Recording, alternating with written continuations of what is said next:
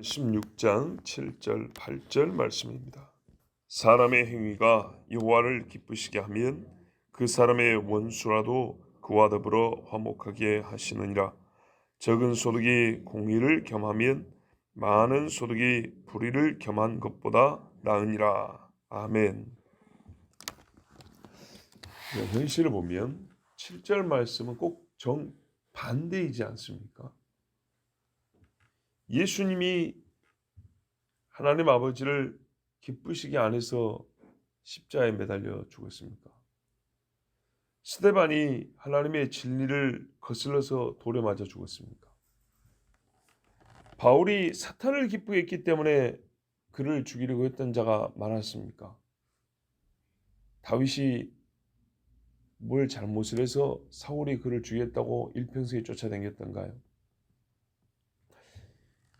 우리 현실에는 사실은 여호와를 기쁘시게 했기 때문에 죽임을 당하고 고통당한 사람이 이루 셀 수 없이 많습니다. 그런 본문 말씀은 거짓말이냐? 그렇지 않습니다. 넓게 보고 멀리 보면 보입니다.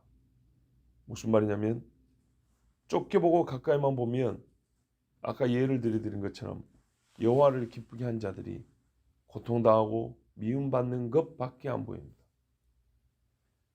그 이면 또는 그 다음에 있는 것을 우리가 보지 못하고 처음에 보이는 고통, 어려움 때문에 하나님께서 이 원수라도 화목하게 하신 일을 생각지도 못하고 우리는 그냥 살아갈 경우가 많습니다. 즉, 그날을 소망하지 않고 지금 당장의 어려운 현실을 타개하고 견디고 또는 바꾸기 위해서 오히려 하나님을 기쁘시 하는 것을 포기할 수가 있습니다. 근데 하나님 말씀하시기를 1차적으로는 반대 현실이 보이지만 조금 더 기다려봐라. 그러면 나를 기쁘게 한 사람들에게는 이 세상 누구도 불가능한 일을 경험하게 해주마. 그게 뭐냐? 원수라도 화목하게, 즉 친구 된다는 얘기잖아요. 이런 일을 경험할 수 있게 해주마.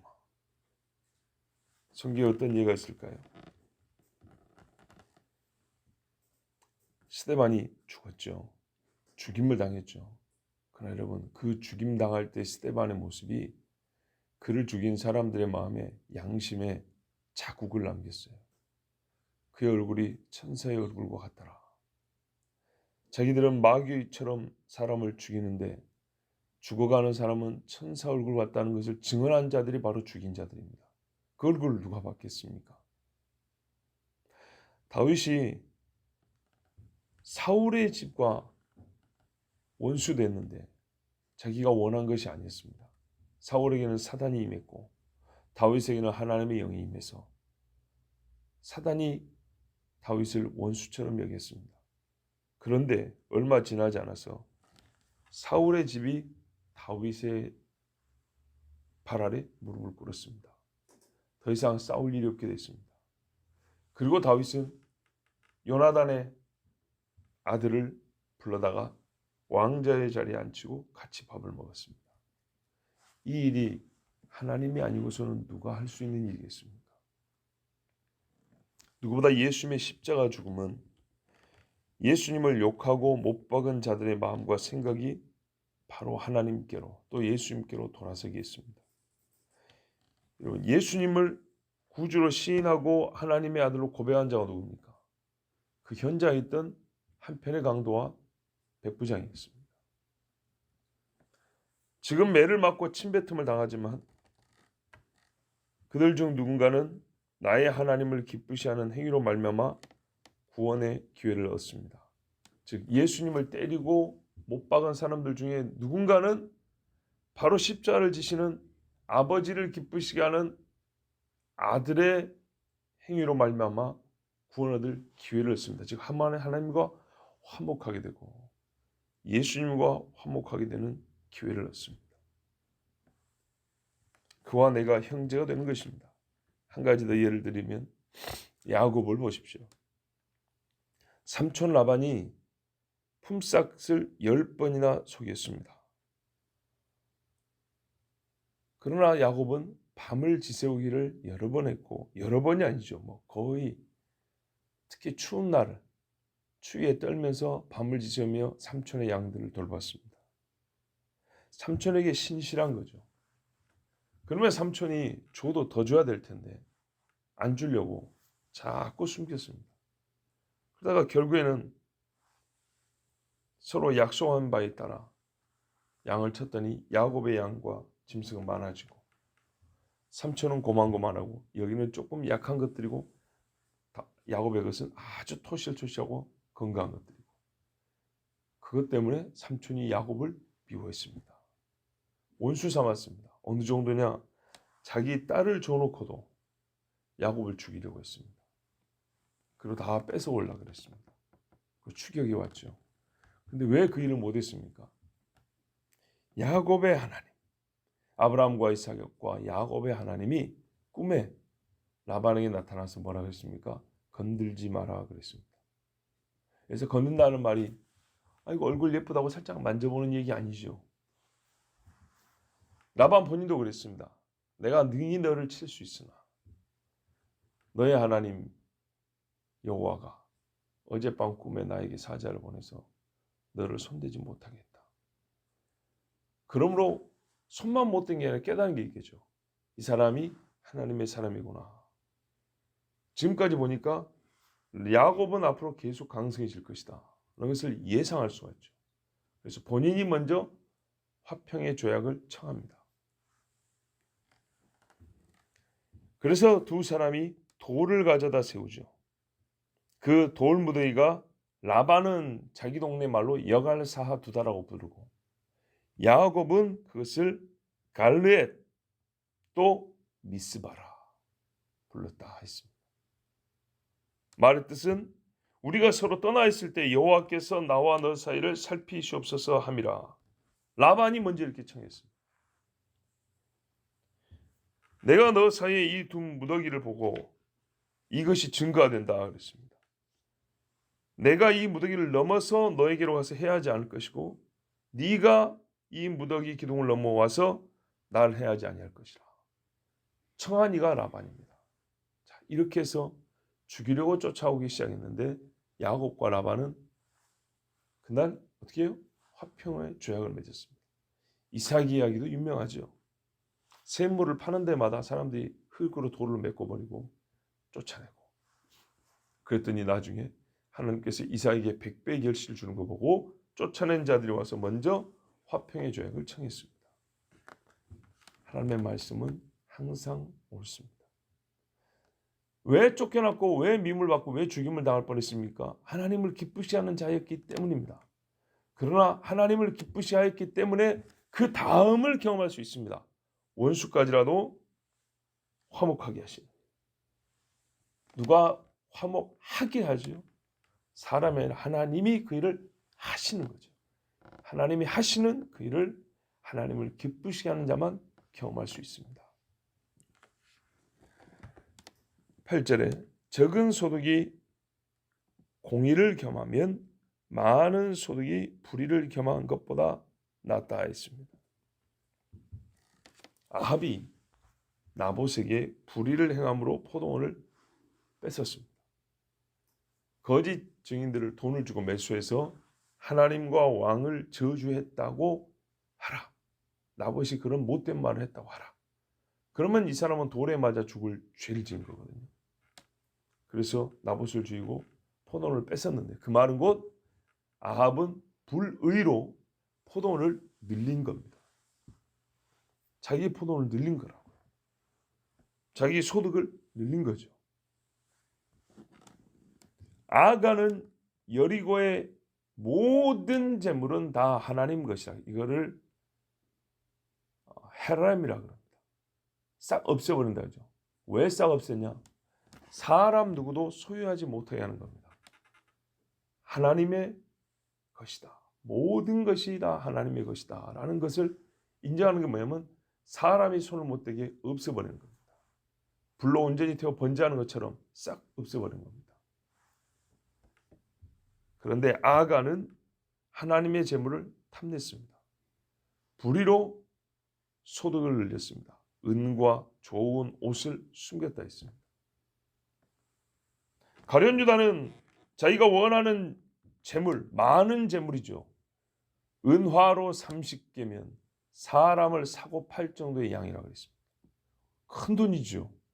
여러분 지금 신장 하나만 팔아도 몇 천만 원. 불법이지만 굳이 가격을 말하자면 그렇죠. 굉장히 큰 돈입니다. 자기가 원하는 불의의 소득을 얻기 위하여 예수 선생을 팔았습니다. 이들 중 한 사람이라도 잘된 사람이 있습니까? 이 사람 중에서 그들이 얻고자 했던 재물을 손에 쥐고 칭찬을 들었거나 덕을 세웠거나 아직 또 그들의 후손 중 누구라도 그때 그 조상들의 행위로 말미암아 재물의 이득을 누리고 있는 자가 있습니까?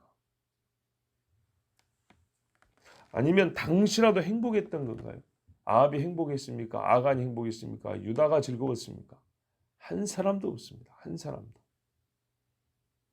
만일 그들이 자기들이 원하는 바를 가지고 유익을 얻었다면 그 사람들을 따라가야겠죠. 그러나 아무도 없습니다. 하나님 말씀에 더 낫다는 말씀의 실제는 어떤 것인가요? 어떤 의미에서 더 나은가요? 적은 소득을 가지고도 의의가 있는 것, 큰 것을 갖고 있어도 불의를 행하는 것보다 의의라는 것이 어떤 의미에서 더 나은가요? 첫째는 악의로 말미암은 소득은 하나님이 없애버립니다. 우리가 써서 소비해서 때가 되면 없어지지 정도가 아니라 하나님이 소비하기 전에 소멸시켜버립니다. 그리고 의를 행한 자는 궁핍한 중에도 하나님께서 오히려 넉넉하게 합니다. 시편 37편 16절에서 20절에 보면 의인의 적은 소유가 악인의 풍부함보다 낫도다. 우리 말씀 똑같은 말씀을 합니다. 그러면서 뒤에 왜 그런가 설명해 주는데 악인의 팔은 부러지나 의인은 여호와께서 붙드시는도다. 불의한 재물을 얻던 그 손을 하나님이 부러뜨려 버리는 거예요. 이 손에 힘을 빼버립니다. 여호와께서 온전한 자의 나를 아시다니 그들의 기업은 영원하리로다. 온전함이 의지요. 의를 행한 자의 기업은 작을지라도 하나님이 계속 붙들어 준다는 겁니다. 그들은 환난 때 부끄러움을 당하지 아니하며 기근의 날에도 풍족할 것이나 악인들은 멸망하고 여호와의 원수들은 어린 양의 기름같이 타서 연기가 되어 없어지려다. 악인들은 멸망하고 싹 없어져 버린다 그랬어요. 요한계시록 18장에 음녀 바벨론 한 시간 만에 다 불태 없어져 버린다 했습니다. 엘리사를 도와줬던 그 여인과 아들은 기근 중에 고향을 잠시 떠났다가 돌아왔더니 남이 다 자기 땅 뺏어가 없어져 버렸어요. 그런데도 하나님 어떻게 해요? 그 땅을 다시 왕명으로 찾아줍니다. 둘째, 사람은요 양심이 있어 불의한 일에 괴로움을 겪습니다. 재물을 어떻게 지킬까라는 단순한 염려에서부터 하나님께서 치시는 채찍이 양심을 찌릅니다. 그래서 고통스럽습니다. 불의하게 재물을 얻어놓은 다음에 이걸 어떻게 지키지? 어떻게 해야 좀 늘려보지? 이 정도가 아니라 내가 불의함으로 재물을 늘렸다는 것 때문에 항상 마음이 괴롭습니다. 깡패들이 남의 두드러 패갖고 칼로 이렇게 해가지고 돈 뺏으면 기분이 좋을까요? 자기가 그렇게 해서 돈을 얻었다는 것 때문에 마음이 괴롭습니다. 잠언 15장 16절에 적게 가지고도 주를 두려워하는 것이 많은 재산을 가지고 그것으로 인해 괴로워하는 것보다 나으니라. 예. 셋째로 아까 시편 읽은 대로 하나님이 불의한 재물을 날려 없애버립니다. 순식간에 없애버립니다. 우리도 흔히 그러잖아요. 쉽게 얻은 재물은 쉽게 없어진단 말을 하죠. 그 쉬운 것이 빨리만 아니고요. 생각지도 못한 정말 당황스러운 일로 없어져 버립니다. 하나님이 뺏어가 버립니다. 태우고 뺏어가 버리시는 이가 하나님이시다 그랬습니다. 아간이 숨겨놓은 재물은 아간과 함께 지옥에 떨어졌습니다. 넷째로 불의한 자는 그의 소득이 그를 구원하지 못하고 그것으로 인하여 큰 심판에 던져집니다. 영과 육이 영원한 불 속에 던져집니다. 부자와 나사로 비유에 있어 부자를 보십시오. 자기 재물을 포기하지 못했던 그 젊은이는 뭐 그가 불의한 재물로 얻었든지 어쩐지 조금 다른 이야기는 하지만 사람이 그 재물로 말미암아 진리를 얻지 못한다 했습니다. 구원을 못 받습니다. 하물며 그런데 불의한 재물을 얻고자 온 신경과 집중이 거기에 가 있는 사람이 어떻게 구원을 얻겠습니까? 그러므로 지혜로운 자는 불의함을 버리고 하나님을 기쁘시 하는 일에 힘씁니다. 하나님을 진노케 하는 일이라면 그 일을 통하여 어떤 소득과 이익을 얻을 수 있든지 이 세상에서는 준다고 하더라도 그를 거부해야 합니다. 왜? 그는 실제로 유익된 게 전혀 없기 때문입니다. 얻는 것보다 잃는 것이 비교할 수 없이 크고 많습니다. 영혼도 잃고 그 집도 무너집니다. 자, 여러분, 적은 소득을 얻는 일은 어렵지 않습니다. 제 말을 잘 들어보십시오. 적은 소득을 얻는 일은 어렵지 않습니다. 의를 행하는 것은 그런데 쉽지 않습니다. 하지만 많은 소득과 의가 결합하는 것보다, 이 세상살이에서 많은 소득과 의가 결합하는 것보다 적은 소득과 의가 함께하는 것이 조금 더 쉽습니다. 덜 어렵다고요. 그죠? 사람이 의를 행하는 것은 그렇게 쉬운 일이 아닙니다. 알면서도 말이죠. 근데 소득을 기준으로 보면 많은 소득을 얻으려고 할 때보다 적은 소득이 우리가 조금 더 쉽습니다. 그러므로 어려운 의를 행하는 일이지만 소득과 함께 결합되어야 할 때 많은 소득보다는 적은 소득과 결합하기가 조금 더 쉽습니다. 전체적으로 보면 적은 소득과 의를 행하는 것은 사람이 의를 추구하며 행하는 일들 중에서 큰 일에 속하지는 않습니다. 무슨 말이냐면 사람이 의를 행할 일이 해야 될 일이 참 많잖아요. 여러 가지 분야의 인생에 있어서 시작부터 마지막까지 항상 우리가 의를 추구해야 되는데 의를 추구하며 살되 나는 소득의 문제에 있어서는 적게 얻더라도 의를 행하겠다 하는 것은 다른 어떤 일을 하면서 내가 의를 행하겠다는 것에 비해서 그렇게 어려운 일이 아닙니다. 왜? 내가 소득에 욕심이 별로 없으니까요. 쉽게 예를 들어볼까요? 내가 주의를 지키겠다 작정하면 불을 행할 거 별로 없습니다. 나 이중장모 쓰지 아니하겠다. 그러면 그것 쓰냐고 골치 아플 일이 별로 없습니다. 예? 쉽죠. 단순한 이야기죠. 그래서 적은 소득과 의가 결합하기가 조금 더 쉽습니다. 그렇지만 바로 여러분 이게 얼마나 놀라운 일이냐면 이 작은 일에서부터 불가능한 일이 가능하기 시작합니다. 가능할 것 같지 않은 일이 가능한 작은 일에서부터 시작한다는 겁니다. 라반과 야곱이 원수였는데 친구가 됐단 말이죠. 이삭이 자기를 쫓아냈던 사람과 친구가 됐는데 이삭은 더 많은 우물을 그들에서 뺏으려 하지 않았어요. 야곱도 자기 짐승을 뺏으려 하지 않았어요. 알면서 10번이나 속아줬어요. 그러면서 하나님께 구했어요. 그리고 늘 기도했어요. 기도하면서 양을 쳤던 거예요.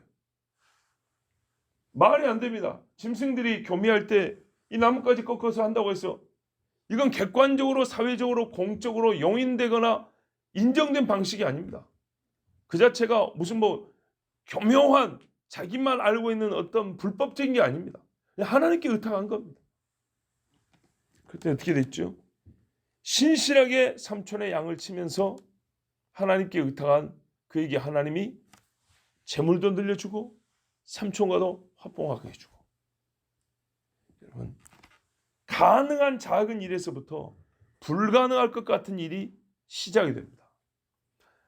아브라함이 큰 재물이 있었지만 가나안에서 잘난 척하지 않았습니다. 이삭이 충분히 싸울 수 있었지만 싸우지 않았습니다.